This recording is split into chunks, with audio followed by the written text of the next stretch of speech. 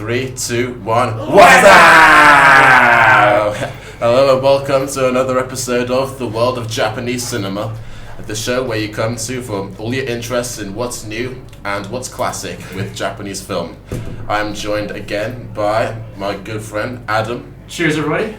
Cheers. We got Newcastle Brown Ale. We do. It's not nearly as Japanese, but you consider we're in England, and why not? Well, why not? Just turn it on its edge. Yeah. It's sadly a little bit warm, but it's a little warm, but it'll still do. Yeah, let's try this. That's not bad, actually. Yeah, we'll get I like Newcastle Brown. Yeah, why not? It would probably be better cold, but everything usually is. I've lived here 4 years and I still haven't tried this. Really? I'm a disgrace to my city. But yeah. So today's episode, we're going to focus on. If you've seen Tetsuo the Iron Man, it's in a similar vein there. Yeah, similar vein of just being as just boundary pushing and just like absurdly violent, you might say. Odd. Yeah, you might tell by the title. The film that we're going to be discussing today is called Tokyo Gore Police. I will say, there's in that vein of it being odd, there were 3 taglines for this movie. One of them is Tokyo was burning. The other one is somebody's got a bloody job to do, and the third one, which I think is the most is the best one. Strap yourselves in because things are about to get very, very bloody and very, very strange. They're both all amazing, yeah. When is this like that second one? Time for another bloody job? Is that like time for another bloody job, or literally a bloody job? Because it can both. It could be both at the same time. Definitely both. I think in this movie, I think the protagonist, what's her name, is she's a little exasperated after everything she's done. Yeah. So this film is a 2008 one. It's a horror science fiction, co-written, edited, and directed by Yoshihiro Nishimura, and it does star. You might recognize her from Audition, which I reviewed a few weeks ago. Eiji Shina, but she is now playing Ruka now, who is a vengeful police officer. So, to break down this film's plot, it basically involves like Japanese society is being terrorized by these monsters called engineers, which are basically they're basically reborn serial killers who they have these mutant keys implanted inside them, and as long as they have those keys, they any wound that they suffer or amputation instantly forms like a sort of new weapon. Like you can just for basically our first engineer who we see attacking the city. The opening scene, right? Yeah, the opening scene. He has a chainsaw as a weapon, but then Ruka, who is our protagonist, she jumps in while the police are battling him, and she basically amputates his arm, and then a fleshy chainsaw basically takes its place. He produces a chainsaw from his left hand. Yeah. And he can throw it around while it's on a chain from his own arm. Yeah, amazing. So basically, the only way that you can kill these engineers is if you sever or remove the key that is inside each one of them. And so basically the plot follows Ruka basically following the police order and trying to find the root cause of who's sending these engineers out and take out the leader and basically just put an end to them all. Yeah. But in the opening, it's also, I think the whole plot kind of also boils down to it being almost a revenge plot. Yeah, and there's corruption involved with the. It's a dystopian Japanese society. Yeah, I'm not sure if it's the future or near future. That's definitely weird. I'm not sure of the timing, but kind of like an alternate sort of modern reality. Yeah, something like that. But yeah, it's basic. Yeah, to break down the society in this, it's like literally Blade Runner and Deus Ex Human Revolution. They can both leave. They can both leave the room now. This is just. It's one of the bleakest, but also it's real. But at the same, I'll put this. No, wait. Before I say that, I'll just put it right now. This is one of the most violent films I've ever seen. It's crazy. But when I say violent, I don't mean hostile, where it's you get a few really select horrific scenes of violence, but you get really into detail. They're slow, agonizing. You want to look away at every scene.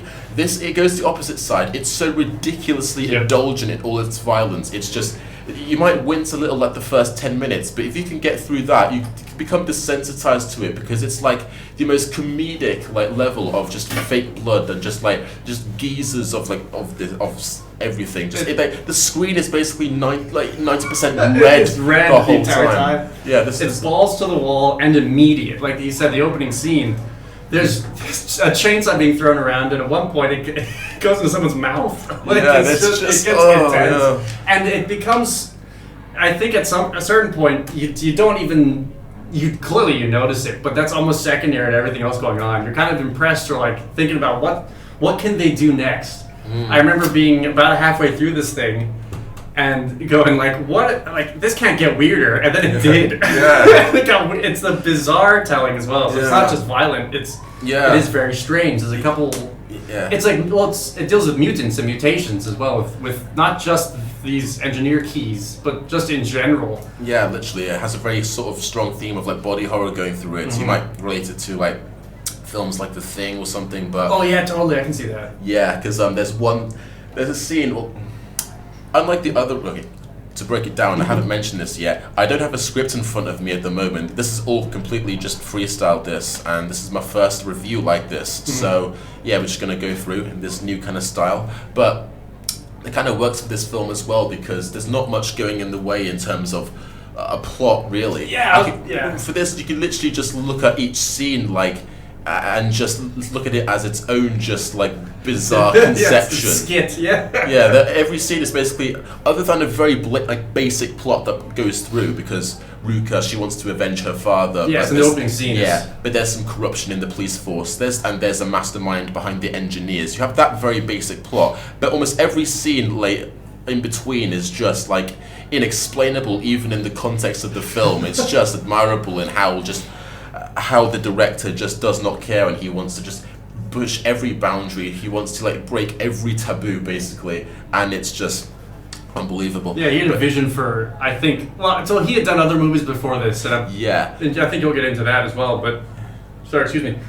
Ooh. And they were all very, well, I guess they were gory as well, and so this guy has he likes this stuff, and he has a vision for this stuff. Yeah. And even at the end of this, when the credits roll around, it said he directed and did all the special effects and edited and and did all the gore by himself. I think he probably, it was also all done in 2 weeks. 2 weeks. Which is crazy. Amazing. Absolutely. Yeah, it is. It's very impressive. Yeah. But yeah, he has a vision for this. And honestly, it's very imaginative.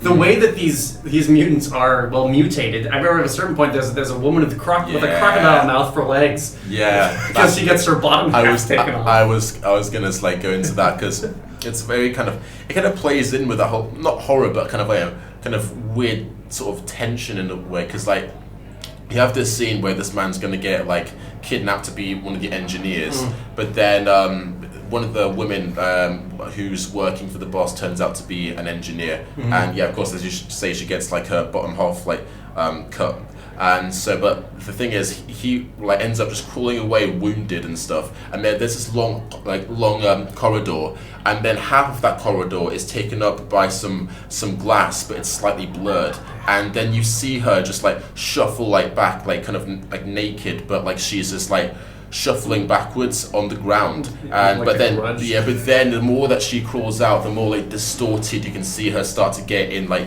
the blurred out glass, until finally all of her comes out and she's just got that massive fleshy alligator head in place of her legs, and then she starts to, and then once that reveals, it just goes back to like fast paced, just what the hell action. She starts rapidly crawling towards him and just biting him and stuff. That rapid crawl, it's not, you don't watch her crawl quickly. It's more like they filmed it and then cut out frames in between it all. So it's the way this movie is shot is very frantic. Yeah, I think which is supposed to, obviously, I think, and it does add to the eeriness and the creepiness of this whole thing. Yeah, and so she does that.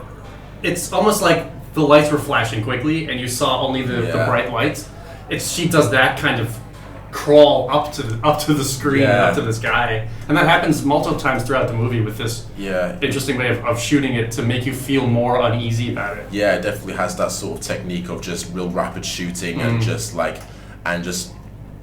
being self-indulgent in the energy of it, just not caring how violent it is. The violence only adds to like this crazy sort of just frantic nightmare of this whole film, and I don't think you can compare it really to anything else. I was trying to think. I mean, it's obviously a horror movie, and it actually. So I was looking up some stuff, and I found a quote from one reviewer who was, I think, he was going through like 2,500 movies at one point, and he was just trying to see a bunch. But he wrote, in short, there's something in this film to offend and disgust everyone, but it's all presented with a nudge and a wink. We're not meant to take any of it seriously. Yeah. Which I can totally kind of get behind. There's one scene in this which is funny that it's the only thing that really threw me off. I thought after the opening scene it was going to be tough, but once you kind of get used to that, it's fine. The only thing that threw me off was there's a scene in a train where there's a close-up of a guy eating bugs as a snack. Yes. And that, I couldn't look at the screen for that. I could look at the screen for everything else, but that was gross to me. Yeah, I found my limit, and it was bugs. Oh god, that reminds me of like a film. There's like I think it's like a German horror film that has something similar to that, but it's like, have you seen it? Because I can't remember the name of it, but I don't know if you've seen it. It's where it follows a serial killer just stalking women.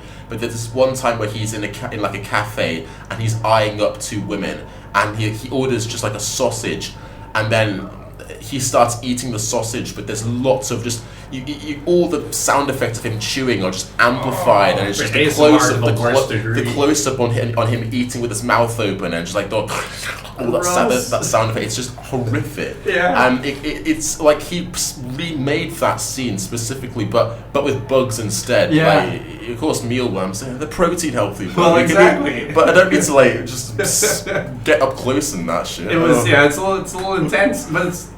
For some reason, that was the worst part of it. Yeah, it's quite impressive how, compared to everything that happens in this film, a scene where someone's just eating some bugs on a train is more disturbing than anything else.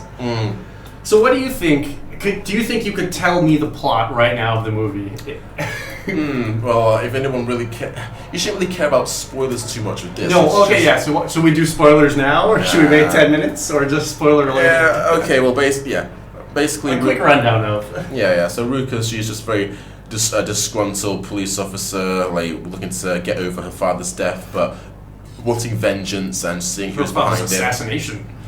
Yeah, there's an assassination where her father was shot in public in daylight by a masked man, and she's basically she thinks there might be some connection in these underground engineers, but to her father's death, and so she basically just goes and.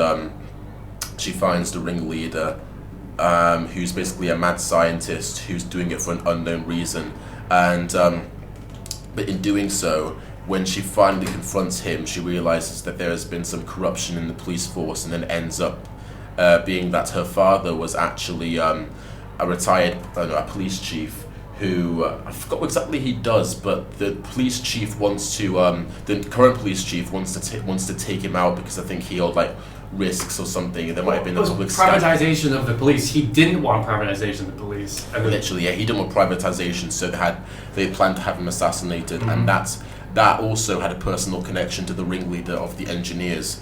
So there's a whole sort of play of power in this film. Yeah. But basically, yeah, you get all the individual engineers as well as basically the side plot of this, where you just follow the manic nightmare of this, but also.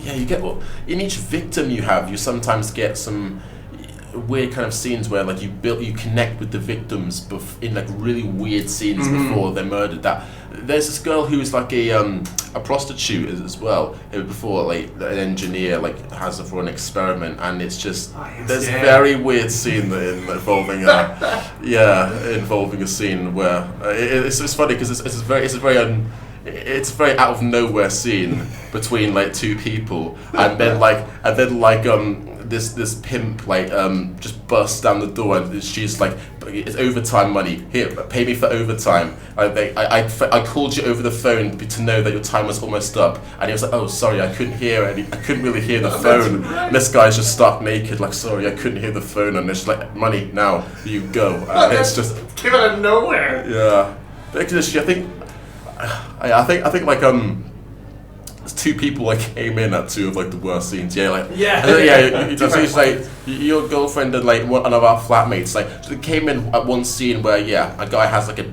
chainsaw in his mouth in the opening scene, and the other scene with that the prostitute business as well. He was like, "What the hell are you guys watching?" And I'm like, "It's a masterpiece, bro. Yeah, get in with it. Sit here and watch, you'll understand." Yeah. Oh no. You can't just watch it out of context, bro. It's art. Yeah, exactly. You gotta sit here. You gotta enjoy this. Yeah, but yeah, comparing it to Nishimura's other work, he's made other kind of like splatter horror films before. Like there's a film called Meatball Machine that was released. I wonder what that's about. Yeah, I wonder what the theme is. Yeah, a few years ago before this. And I watched a few bits of it. I didn't watch all of it, but yeah, it has the same sort of gritty style, but it's obviously had a lot lower budget. And the action, I don't know if you've heard of this, like, not Ultraman, but there's like a Japanese superhero show called like Kamen Rider, where it's like, you know, have people in normal size and like, just like beating each other up in like normal day settings and stuff. Where, like, you get a guy who transforms and beats a grotesque villain up, and like, it has a very sort of like same sort of like low budget sort of style of action as that. I think that's what he got inspired from for that film. So that the kind of like action scenes were kind of taken from like old Japanese superhero shows, but obviously with violence up to 11. And so I guess with this, he wants to like just go out more with like creating a sort of an immersive dystopian world, but also just sort of experimenting with camera work and this higher budget with just how much like you can get immersed into like this world of violence and just rapid bloodshed. It's just it's ridiculous, but you can't help but kind of admire it in this, even though it sounds like a psychopath. Totally. I mean, what I admired about it, obviously it is creative in the way that like these mutations happen, but it's also, I think, except for one scene near the end, entirely practical effects. Yeah. Like, I wonder what the budget was on fake blood, because it must have been insane. How many gallons? Like 10 Olympic swimming pools or something. It was. Yeah, I couldn't find what the measurement was, but there's a lot of it. But it's all done practically. All these. Well, like there's one scene at one point where, so near the end, I think it's when, if we're going to talk about spoils and whatnot. Go ahead. The maker of Rookie. What's the protagonist's name? Ruka. Ruka. Yeah. She, her only friend in this this movie is the bartender, and she gets drawn and quartered. Yeah. She does has the full Genghis Khan treatment with cars. Yeah. And it's so the police do this. They're the police they've just gone off the deep end at this point, and so this.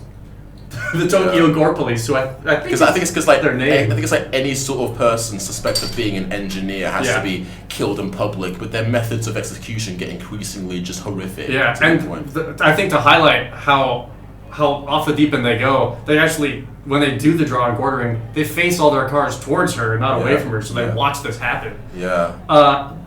You see it happen, but you can also kind of tell that it is a dummy. Yeah. I mean, this is also, again, 2008, and also done in 2 weeks.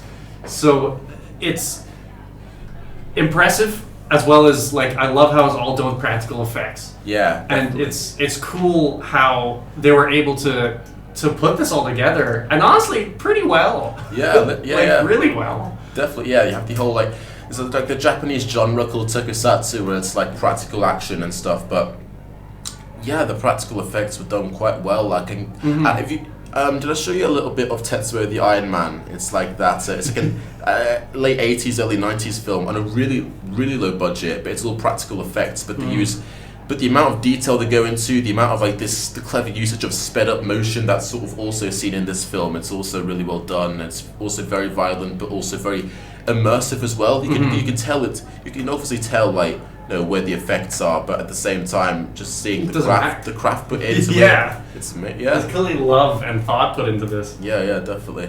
But it's obviously like I don't see it too often, this level of just extreme violence, but also being daring enough to like just make you, the viewer, not want to take it seriously as much as the directors as well. They lean into it. Yeah, not just the violence, but how over the top all the characters are. Like, and especially the police get more and more sadistic, but like the actors are so over the top in how evil they are. Yes. It's just like, especially when they're doing that quartering scene as well, like they're all just like maniacally laughing, just as over the top as they possibly can. It gets even more like over the top. Like they're all laughing. Then one of them starts like eating something and with his mouth open while he's still laughing, and then the next guy just like starts necking a random bottle of whiskey and chugs it. Like another guy starts like smoking up a spliff and starts just laughing.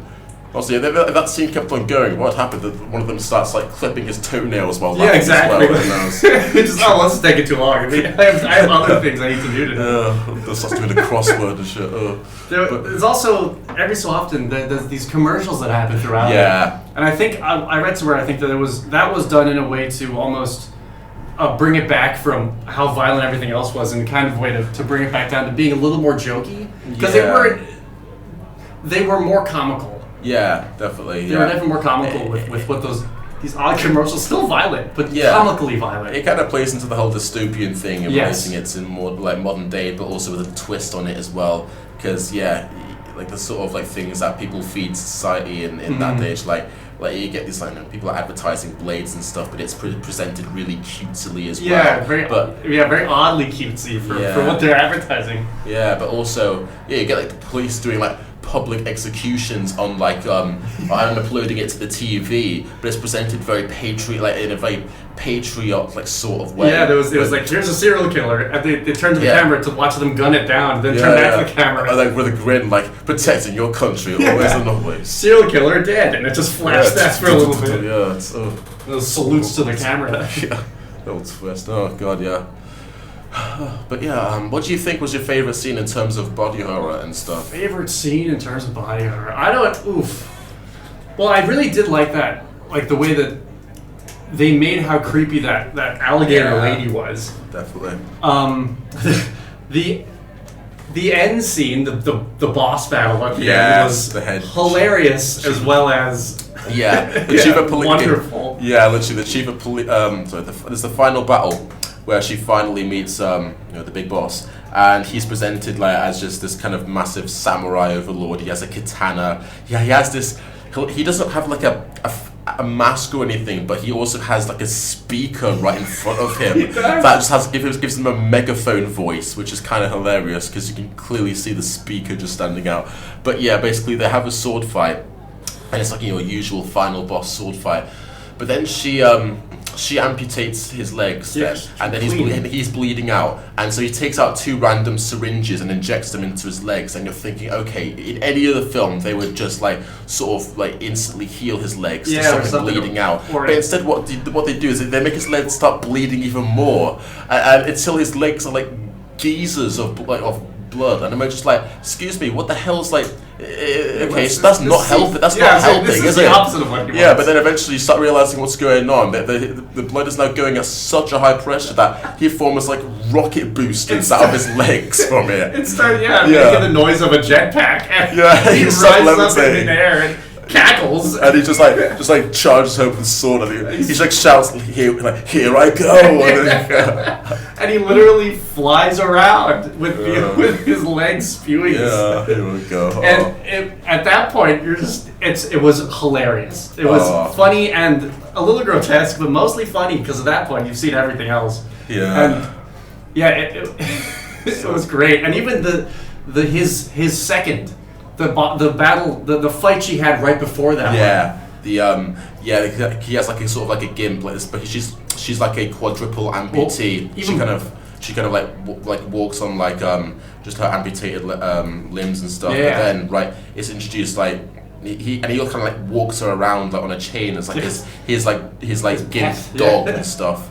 Until she's completely silent. And it's very eerily presented throughout the whole film. But then at the end, like Ruka finally fights her before she fights him, but right where she fights her, she's given like massive like katana blades in place of her limbs, and so she walks around on. So she has them for her limbs, but she also uses them to obviously fight. But it reminded me of that lady in Kingsman who had blades for feet. Yeah, definitely that on acid. Yeah, definitely. Yeah, and even the fight right before that as well with his second in command with the hand cannon. Oh my god! Yes, was that what you were thinking of? Yeah.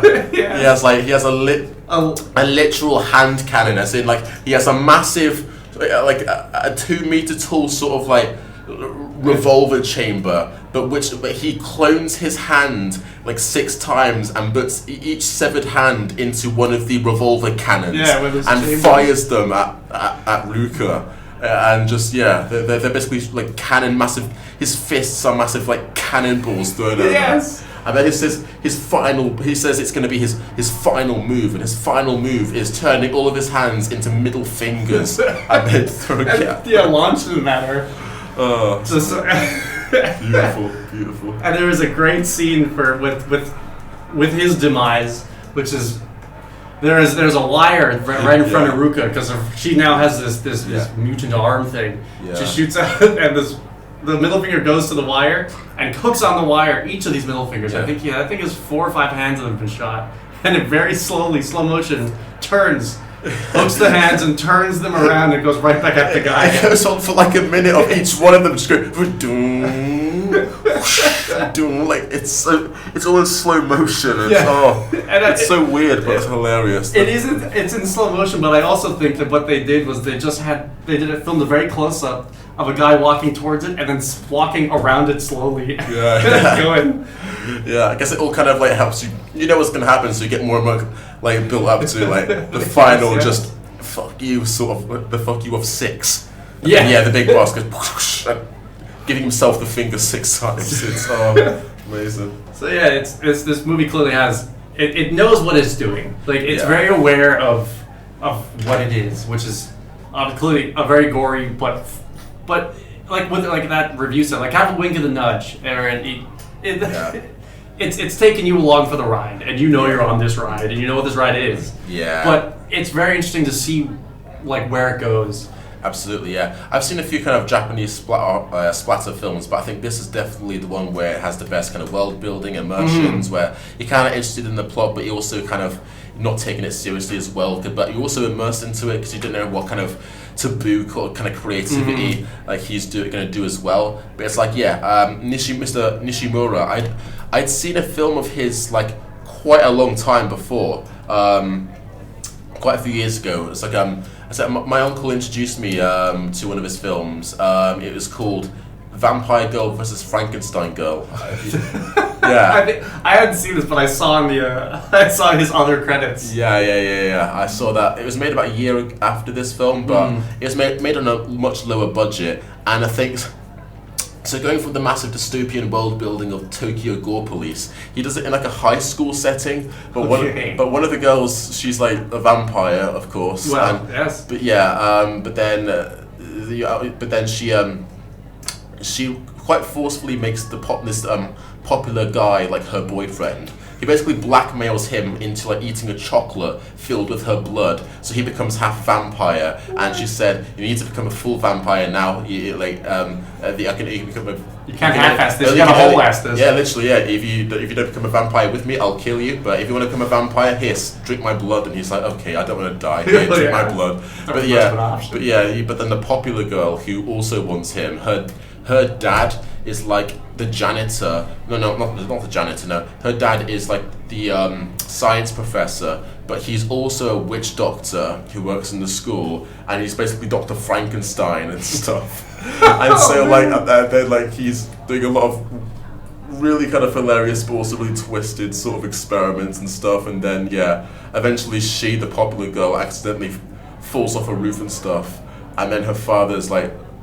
You think he's going to be sad, but he's like, I can bring her back to life with my own creation. Every father dreams of Wait this. a minute, wasn't that the first thing he did was bring her to life with his own creation? Well, when you have a daughter. Again, afterwards, do it again. A second time with a more twisted kind of thing, But I think it's even, he uses more CGI Vampire Girl, but it cares even less than Tokyo Gore Police. It's just so over the top. The characters are just...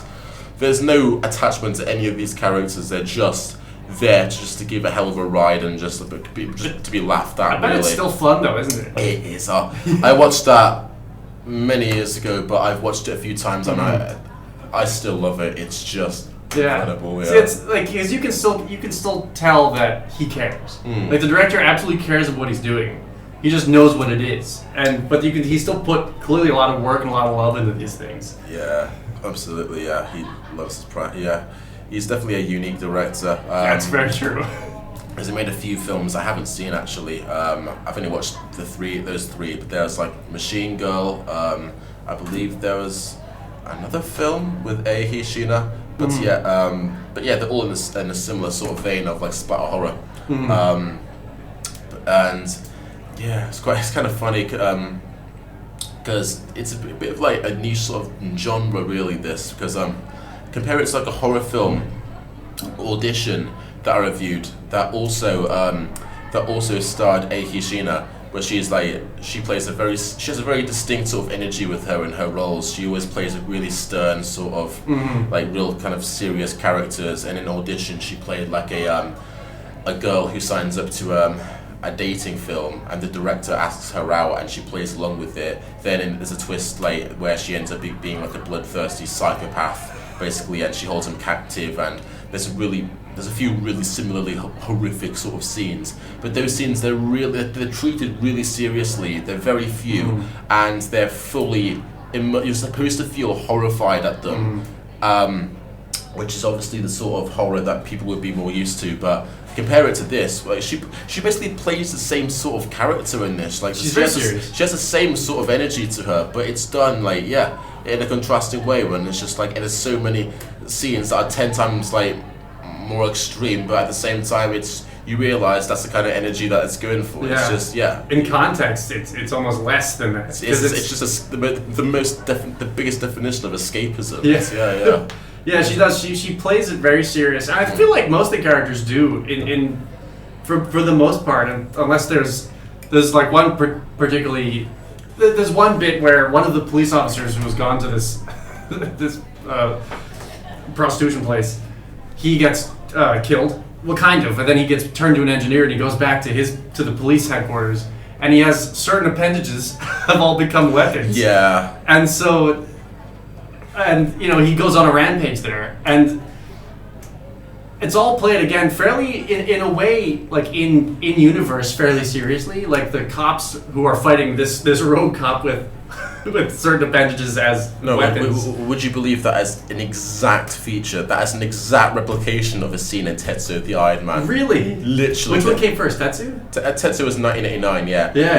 There is a scene where like the protagonist is with his wife. He feels like until then you've only had like a few sort of scenes where like, because in the end he becomes fully made of metal, but there's a few scenes where like he starts to feel creaky. He sees a tiny bit of metal poking out from him in places, but then it goes 1 to 11 where he's with his girlfriend, and then they both hear this drilling sound, and then it just erupts through the table. It's a power drill, a massive power drill.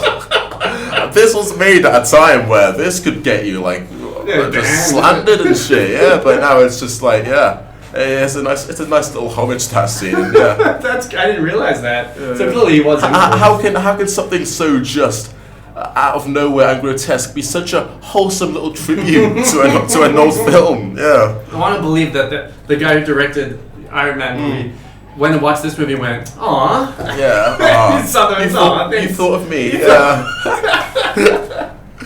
Oh god, beautiful. But what else was that? Anything?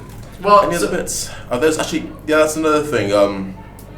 Because this film is obviously just so indulgent in its violence, but at the same time, I feel like it's kind of playing with you in sometimes. Because like you see in a lot of horror films where like something really bad is built up, then someone is killed or something, but then like they don't actually show like the actual horrific scene of like someone's someone getting shot and stuff. Like what happens is that they cut away from it at the last second. You see people's reactions to it. It leaves it up to your imagination as to what went on.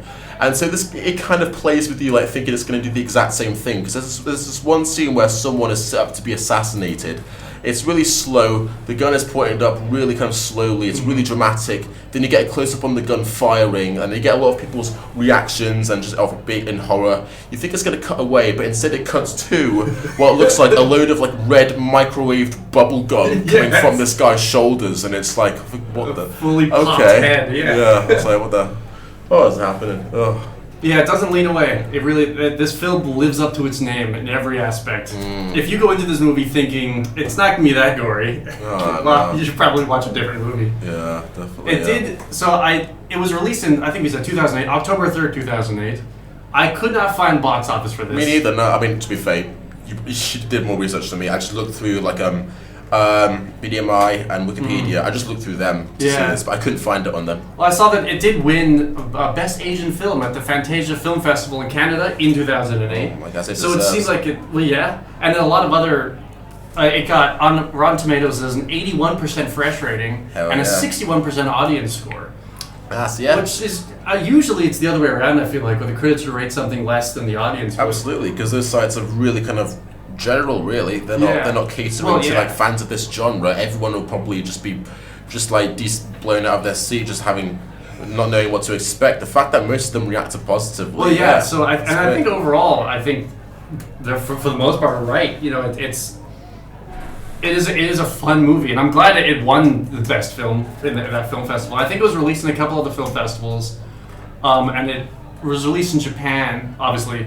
I don't remember when it was released in the States, but it wasn't that far off of 2008. It wasn't far off of the Japanese release. Yeah, seeing that it won the award for the best Asian film in 2008, I'm looking through other Asian films that were released that year. I can't recognize too many that I have seen myself. I do recognize one. Ponyo, of course. Ponyo, yes! Is that Ghibli? Yeah, Studio Ghibli, Innocent Ponyo. You lost to Tokyo Gore Police. Wow. That's incredible. What is it? People were feeling gory that year. Yeah, you have the Muay Thai movie, Ong Bak 2. That is a cool film.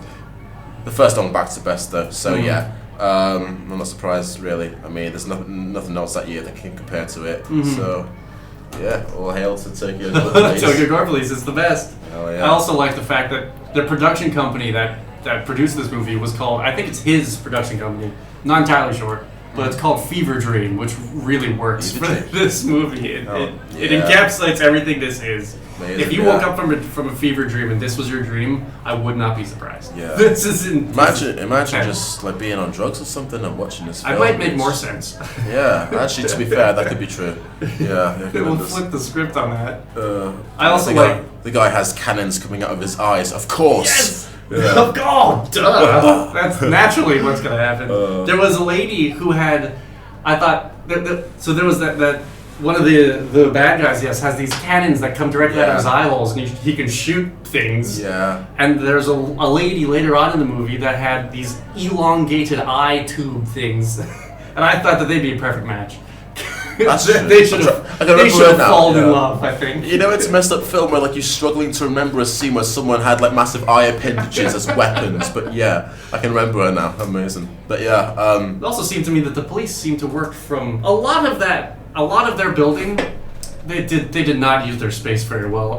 It seemed to work from an abandoned warehouse. I know that. I think it's kind of space. I think it kind of plays into that whole kind of stereotype of like the massive evil leader being isolated. There's a scene where he's working on his desk, but then suddenly it zooms out and he's literally just in a massive warehouse with like just one desk isolated with like his computer just like his laptop being just like wired up to the whole other end of the empty warehouse, and it's just like it's a giant room. My man's going through it. My man's an edgy boy.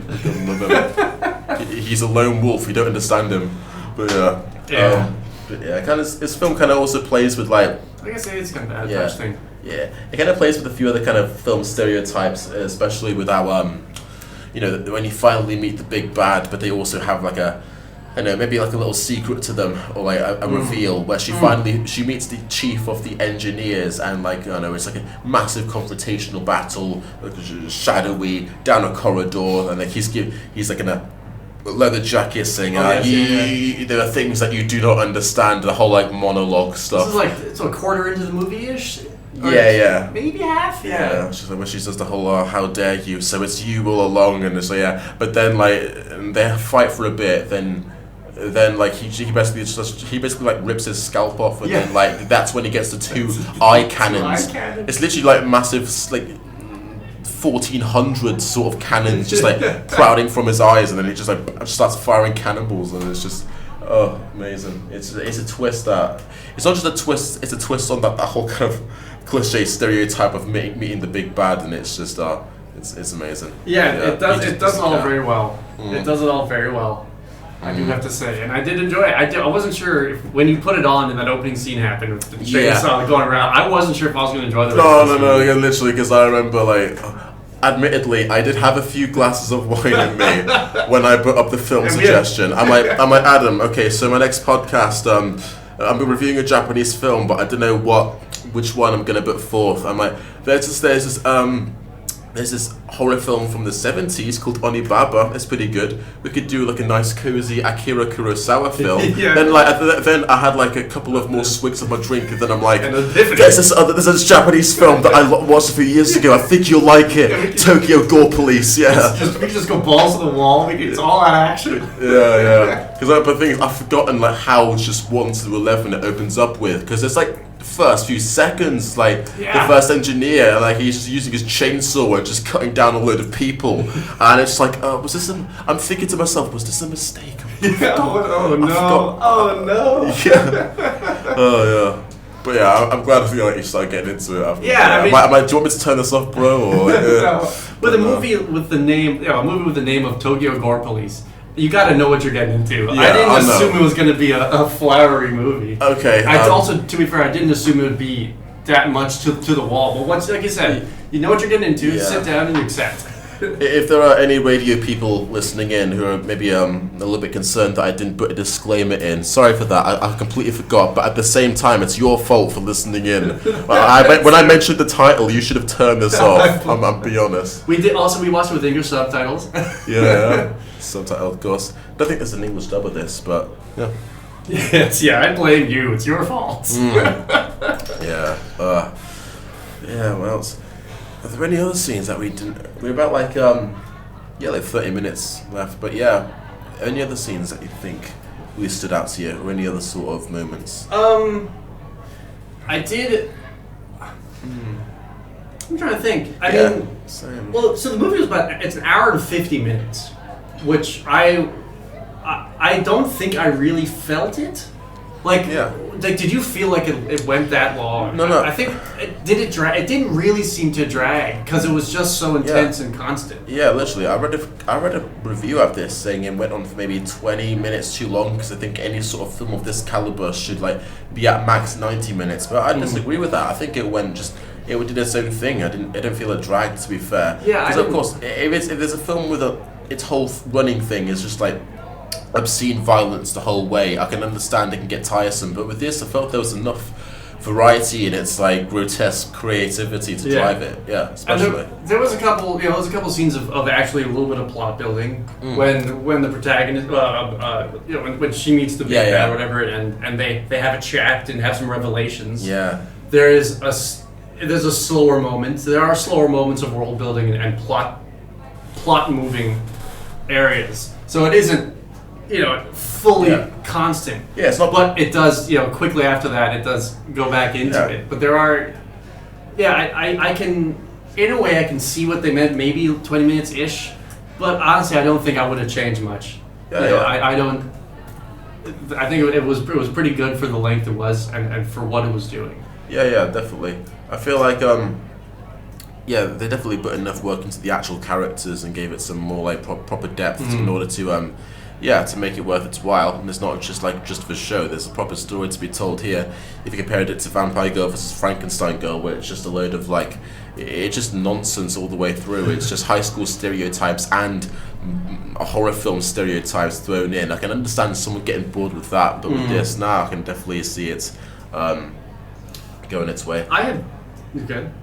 I'm just checking the streaming time. Apparently the stream kind of reset, but the recording's still going. I think we still have the recording, so it's all good. It should be all good. Yeah. But yeah, I had seen I don't know where, but I had seen the bad guy with the eye cannon somewhere before.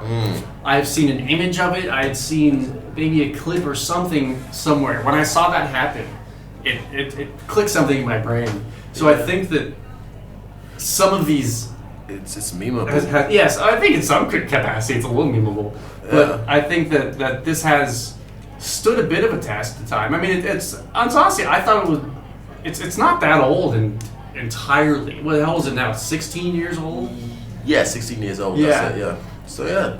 And yeah, it's I'm sure there's a bit of a cult following for this movie, as I'm sure that, like, is this guy more of kind of a cultish director, and like, he's not making huge budget movies for this stuff. Yeah, he has his own audience though. Yeah, but definitely. He's not definitely not like mainstream or anything I mean, like that. I guess to be fair, it isn't like an intense genre. Yeah. So, Yeah, definitely. I don't feel like this is the kind of stuff that you would see advertised to play in like, the Gate or something. no, I don't in think IMAX. that your local theater is showing this movie anytime soon. Yeah, just you get your parents see it to it. Yeah. Do you know if he's making any more movies now, or like what he's doing? What he's up to? I actually don't know when his last film was. I feel like. I feel like he has a lot of ideas in that head of his. They might be gross, but they're still ideas. Wait. One sec. I'm trying to get Please excuse the awkward silence while I track down this guy. I'm trying to think. So because he made Meatball Machine a couple years before this. He made the vampire movie. There was at the end of this movie as well. It's teased that there's going to be a sequel. I don't think there ever was. No, it turns out that the main guy, the main baddie, he's still, because he's an engineer. I don't think she striked his key, so he's still alive. Yeah. Also, I'm not sure. He might just be made of keys at this point. Yeah. I did remember a scene of like his creation, which is he basically he injected himself with every serial killer's like DNA, and that's what made him as murderous as he is. And then he tried to get her on his side, and it's like, no, you're still insane, sir. Yeah, no, that might tie into a running thing of like unexpected hilarious fucking deaths in films, because it's just like, because you get this long like monologue where the two finally that's the sins of the father become unraveled. They have their whole they find out their whole backstories. He gives her the whole he gives her a whole heart-to-heart talk of the honest truth of what happened with her father and his father, and how there's only one guy connected to both fathers' deaths, and how that they have a common enemy. We can work together for this. And then she just like gets her katana out, just cuts him in half. Yeah, literally. And deserved. Yeah. Like after the story. Bro, you've just created these army of serial killers, bro. I'm not gonna just go I'm peachy. not teaming up with you. It's not all. Yeah, it's not all peachy. It's not like your mother's name's Martha or anything like that. Oh. Mm. Yeah, totally justified in her response to that was, no. Because again, the guy's still insane, and literally described injecting himself with every single serial killer's DNA of the past 40, 50 years or something. Yeah, Jack the Ripper elite. But apparently they were studying all these guys to see why they did what they did, and then yeah, damn. But yeah, it's amazing. So what'd you say? What would you rate this film? Do you think? Ooh. In terms of imagination and gore and violence, it's probably 8 out of 10 severed heads. 8 severed heads out of 10 severed heads. Nice. But in terms of watching it, do it. Like I think I'd recommend to watch this movie. Know what you're getting into. Oh yeah. But watch it. Give it a go.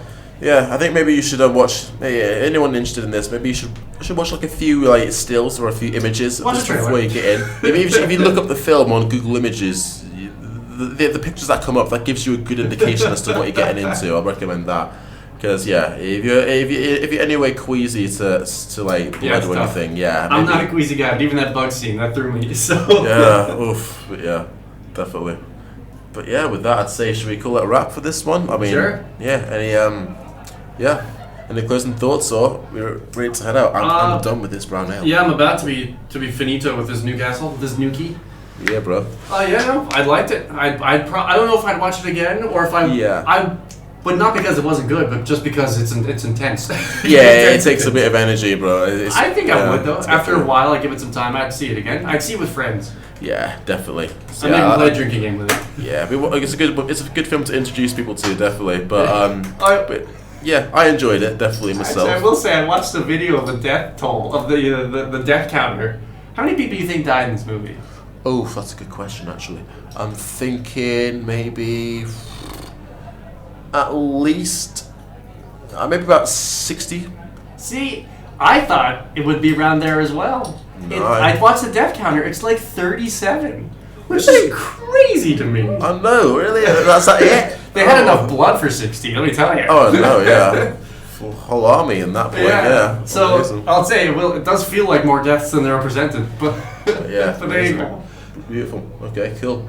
So I definitely enjoyed this film too. I mean, anyone's been following this show, we started off really cozy with a little crime drama from the 60s, but now I'm like, I kind of want to just go to all lengths of like Japanese films that I enjoy, and this is probably the tail end coin to high and low. It's the opposite end of the spectrum, really. But I hope like you enjoyed listening to this, and if you want to watch this film, by all means, just know what you're getting into first. But of course, I definitely recommend it. You give it a try. Thanks for tuning in to this episode of The World of Japanese Cinema, as usual. I'm your host, George Neal, joined by Adam again. So I am not the host, Adam Stoner. Oh, yeah. And, go watch Tokyo Gore Police, bro. It's a trip. I'll drink to that. I got one more drop left. I'll drink to that. There you go, cheers. Yeah. And with that, stay tuned for next week. Or not. I think I'm in Birmingham next week, but the week after that. We have to do 2 movies then. Yeah. Well, the week after that, definitely give it a shot. And tune in to see what film's next. Anyway, take care, guys. Have a good one. Bye.